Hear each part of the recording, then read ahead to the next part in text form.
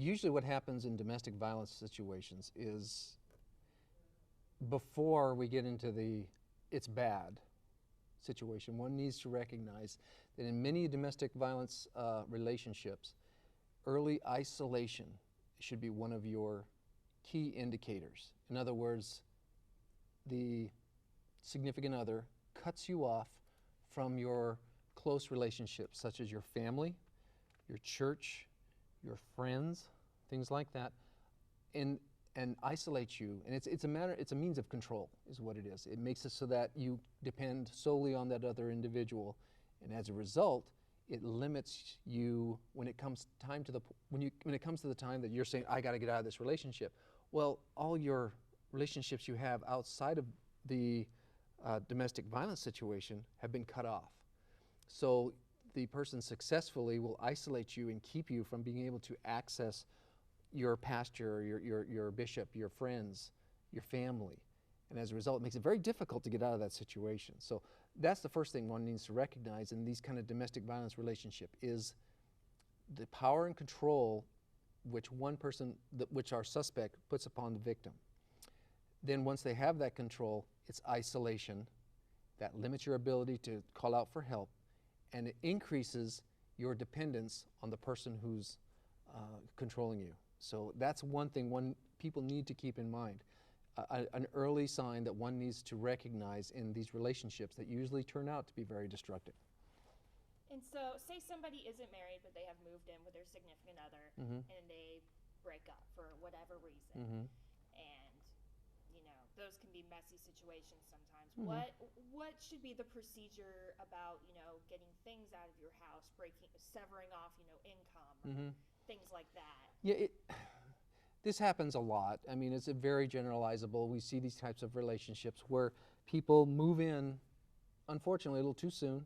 They kind of speed up the development of their relationship and become dependent on the other individual, but that also means not only emotionally, but they do with property, checking accounts, those type of things. How do I break this off? I've only known him for 2 months. We moved in, we started all this.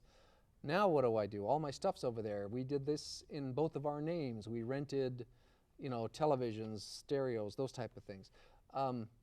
Those type of situations, when you've so integrated your relationship in property, makes it very difficult to break those things off, because you have, first of all, things jointly in contracts.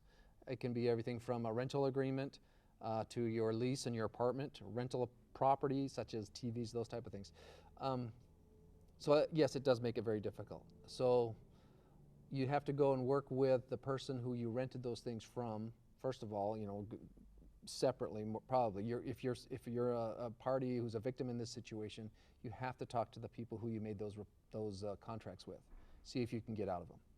Secondly, if you just have your property at an apartment complex and you just want to get your property out of there, there's a number of ways you can do, a number of things you can do. First of all, hopefully you're at a relationship where you can do this civilly. And breaking up is always difficult. Everyone understands that. More often than not, things work just fine.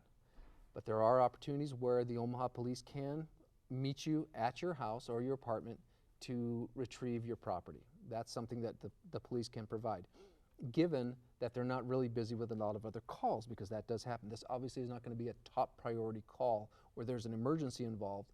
It will be something where the officers can come, stand by as you retrieve your property, and then anything that is that could be considered joint property, that's something that's going to have to work out civilly, and the police really can't get into that. But things that are obviously yours, you may have receipts for, you may have, you know, something stating that it's your property. The police can help make sure an orderly transference of your property from the apartment or the dwelling to wherever you're going to go with it. Okay, and then hopefully things will work out a little more civilly after that.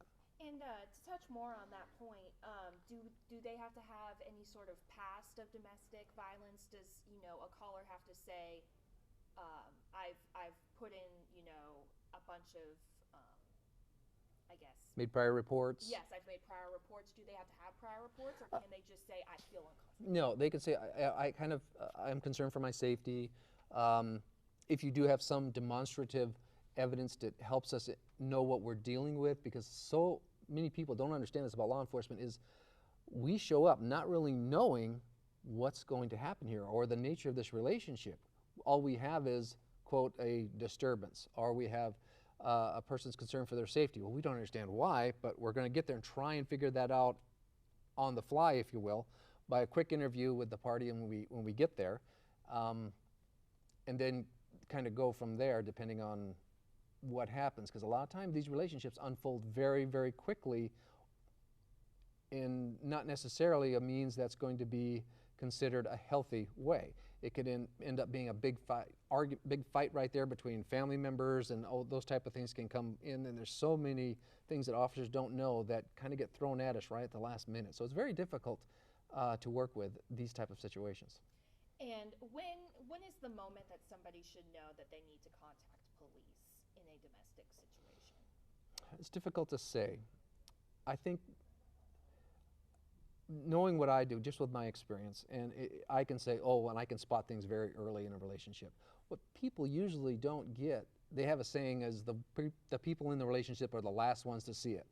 Their mother's already told them. Their father said, this is bad, this is bad. Family members have told them. Well, by that point, they've probably isolated themselves from them. They say, well, you just don't like him, and they cut them out of the relationship. Certainly, if there's any threats of violence, if there's any indications of coercion, such as if you leave, I will call Child Protective Services on your kids and I'll have your kids taken away from you. If you're in a situation where there is a lot of coercion or control, that's a good indication that this is not a good relationship and you should get out of it. And in what ways can you help those kind of people, being on an official side of things? In what way can you help those victims of domestic violence? Well, the police have a very defined role. There are other organizations in the city whose role it is to provide that help, such as the WCA. Fantastic organization, provides lots of resources, lots of information one can do just by simply contacting them. You can speak to a counselor there or an advocate there. Douglas County Victim Assistance also provides a lot of that information. So if you're in a situation where you think, I need to get out of this, what are my options? And you've already kind of been cut off from your family, this could be something that one could look at. Give them a call, find out what your options are, tell them what has happened, tell them what's going on. The police might not even be involved at this point, okay? And you just want, a lot of people think, oh, the cops got to come to my house before I can do anything. No, that's not the case. The WCA, they're there for helping you. They're not there for waiting till the crisis is over and now they'll help you. They can provide lots of information for you, and that option's there and available to the public. Any final thoughts about, I guess, what we talked about today?